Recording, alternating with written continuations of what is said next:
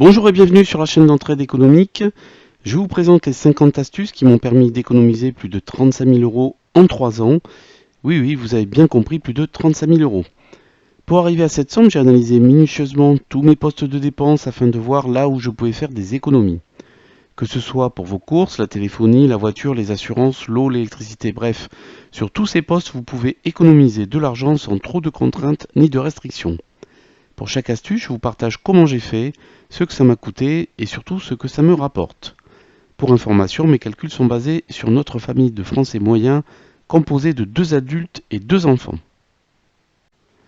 Dans cette nouvelle astuce, nous allons voir comment optimiser la consommation électrique de votre chauffe-eau. Pour cela, il faut bien entendu que vous ayez un chauffe-eau électrique basique comme le mien. Comme nous allons ouvrir le chauffe-eau, il est important dans un premier temps de couper le disjoncteur. Une fois que l'électricité est coupée, vous prenez un tournevis et vous allez démonter le capot qui se trouve en dessous du chauffe-eau. Ce capot est un cache en plastique qui permet de vous protéger des fils électriques qui se trouvent sous le chauffe-eau. Une fois le capot retiré, vous devriez voir un mécanisme tel que visible sur cette image. Comme vous le voyez, il y a des fils électriques apparents, il est donc vraiment nécessaire de couper son compteur. Ce qui va nous intéresser, c'est la petite molette rouge au centre de la photo. Cette molette sert à augmenter ou à diminuer la température de l'eau à l'intérieur du ballon. Nous allons donc l'utiliser pour régler le ballon à la bonne température. Cette molette peut prendre différentes formes, comme on le voit sur ces 3 photos. Notre objectif va être de ramener la température de l'eau chaude autour de 50 degrés. Attention, il ne faut pas aller en dessous de cette température car cela présenterait des risques de voir se développer des bactéries nocives au sein de votre chauffe-eau, ce qu'on veut surtout éviter. Pour opérer, il vous faut un thermomètre de type thermomètre alimentaire ou thermomètre médical ou encore un thermomètre classique. Il faut juste bien vérifier que le thermomètre que vous allez utiliser permet de mesurer des températures jusqu'à environ 70 degrés. Le mode opératoire est le suivant. Le premier jour, vous allez mesurer la température de départ, c'est-à-dire la température actuelle de votre eau. Pour ce faire, vous faites couler de l'eau chaude pendant quelques minutes et vous mesurez sa température. Si par exemple vous mesurez 65 degrés, eh bien vous allez diminuer la température de votre ballon d'eau chaude en tournant la molette vers le signe moins. En général, votre ballon d'eau chaude fonctionne la nuit afin de profiter de l'électricité à prix réduit pendant les heures creuses. Il faut donc à minima attendre le lendemain pour faire une nouvelle mesure de température. Idéalement, il faudra attendre 2 à 3 jours que la température se soit stabilisée, mais cela dépend également de votre consommation d'eau chaude. De la même manière, vous faites couler de l'eau chaude du robinet et vous faites une nouvelle mesure de température. Si par exemple vous obtenez 48 degrés Celsius, à ce moment-là, il faut tourner légèrement la molette dans l'autre sens. Vous poursuivez ainsi les réglages jusqu'à atteindre la température souhaitée. Vous pouvez utiliser un petit marqueur bleu afin de vous repérer lorsque vous faites les réglages.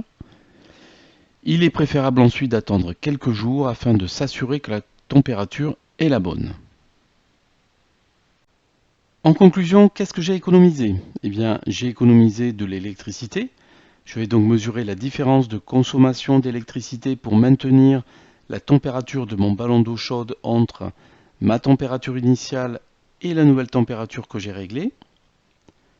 Pour cela, j'utilise la formule suivante qui permet de calculer le nombre de kilowattheures consommés pour chauffer de l'eau.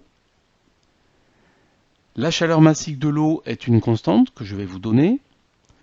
La température d'eau chaude correspondra soit à 63 degrés, c'est-à-dire la température à laquelle je chauffais l'eau initialement, soit à 53 degrés, qui est ma nouvelle température d'eau chaude. Pour la température de l'eau froide, c'est-à-dire de l'eau qu'il va falloir chauffer, on va partir sur 16 degrés. Ce sera un petit peu plus l'été et un petit peu moins l'hiver. Pour le nombre de litres, mon chauffe-eau électrique a une capacité de 200 litres. Et enfin, pour le nombre de jours, on va prendre une année, soit 365 jours. Je vais calculer tout d'abord l'électricité que je consomme sur une année pour chauffer mon eau à ma température initiale de 63 degrés. Le calcul est le suivant.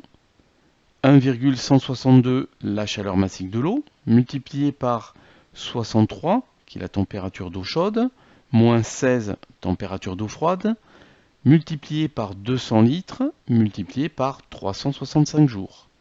J'obtiens 3987 kWh. Si je fais le même calcul avec la nouvelle température réglée à 53 degrés Celsius, j'obtiens 3138 kWh. J'ai donc économisé 850 kWh, ce qui représente 140 € pour un an et 420 € pour 3 ans. Ma cagnotte était à 120 € suite à ma précédente vidéo. Je vais rajouter les 420 € que je viens d'économiser dans mon petit cochon. Et je passe ma cagnotte des gains cumulés à 540 €. Cette vidéo est à présent terminée, merci de l'avoir suivie. N'hésitez pas à vous abonner à la chaîne et à cliquer sur le pouce bleu. Et je vous dis à bientôt pour une nouvelle astuce.